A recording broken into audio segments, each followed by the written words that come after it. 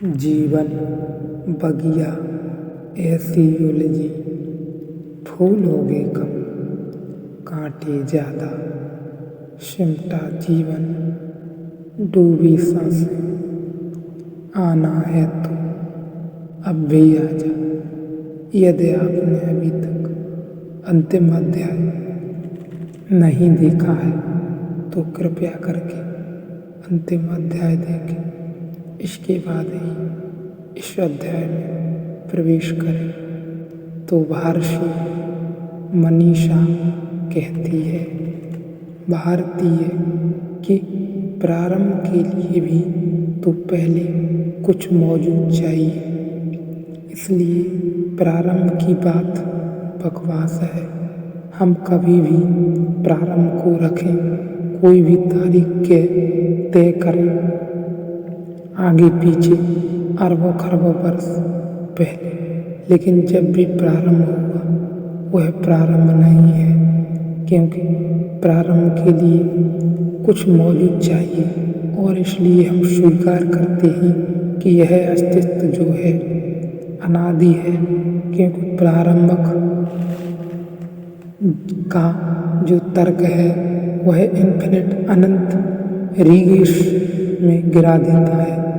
उसका कोई अर्थ ही नहीं है, उसका कोई अर्थ नहीं है। वह बच्चों का खेल हो जाता है कि हम कहते हैं बस से पैदा हुआ है, इस वर्ष से पैदा हुआ है, अब से पैदा हुआ है और सद से पैदा हुआ है।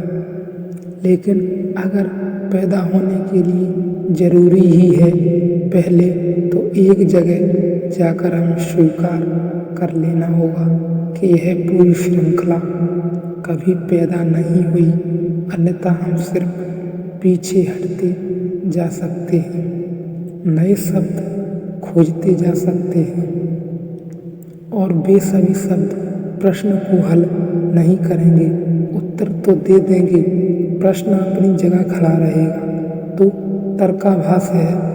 अगर कोई कहता है कि पृथ्वी कहाँ खड़ी है तो हम कहते हैं हाथी पर खड़ी है, कि हाथी कछुए पर खड़ा है, लेकिन यह तर्काभास है, क्योंकि अगर कहीं न कहीं जाकर रुकना ही है तो पृथ्वी पर ही रुक जाने में क्या हर्ज है कि पृथ्वी किसी पर नहीं खड़ी है।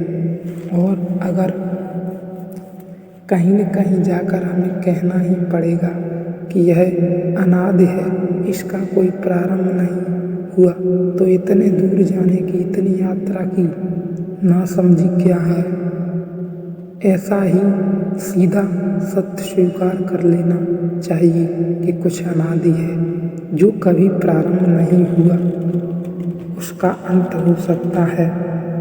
लेकिन दूसरी ओर भी इससे भी खूबी की बात है कि जो अनादि है उसका अंत हो सकता है। यह तर्क के लिए और भी कठिन हो जाता है, क्योंकि जिसका प्रारंभ न हुआ हो उसका अंत नहीं होना चाहिए। यह तर्क की सीधी व्यवस्था है, क्योंकि जिस डंडे का एक छोर नहीं है उसका दूसरा छोर कैसे होगा। या तो दोनों छोर होंगे या दोनों छोर नहीं होंगे।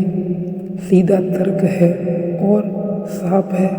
गणित कहेगा कि गलत बातें कर रहे हैं। या तो कहो कि प्रारंभ हुआ है तो अंत ये दो छोर हैं, लेकिन तुम यह कह रहे हो एक ही छोर है, अंत और प्रारंभ का छोर है ही नहीं।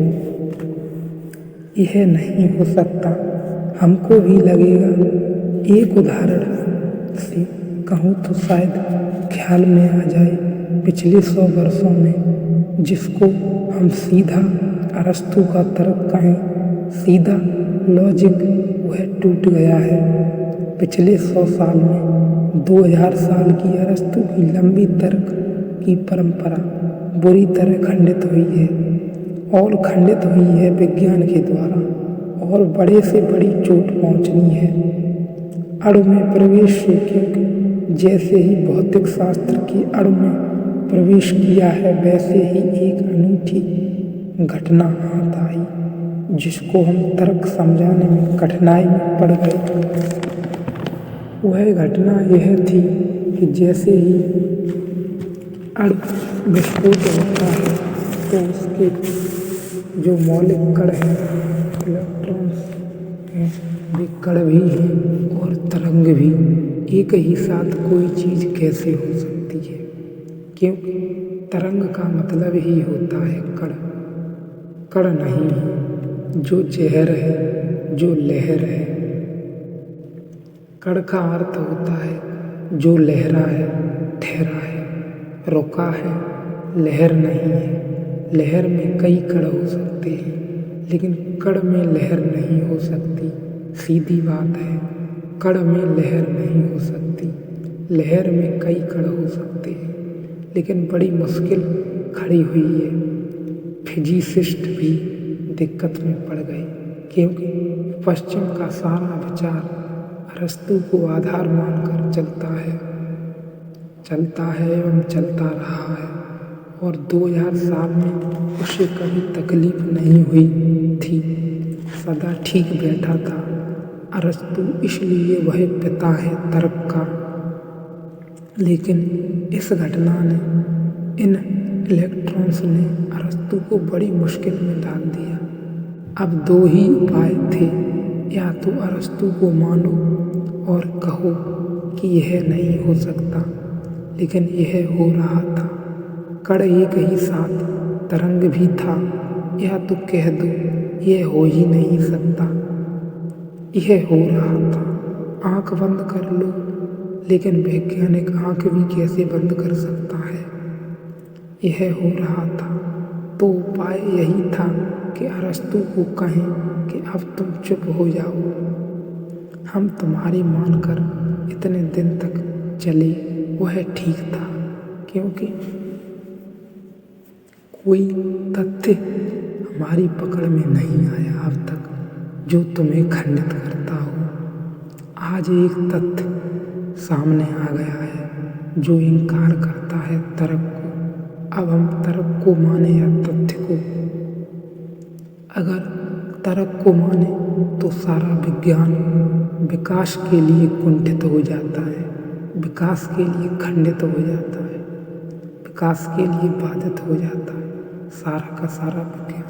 तो वैज्ञानिक ने हिम्मत की और उसने कहा कि अब हम अपना तर्क ही सुधार लें, क्योंकि सत्य को तो सुधारने का कोई उपाय नहीं है। अब हम क्या करें?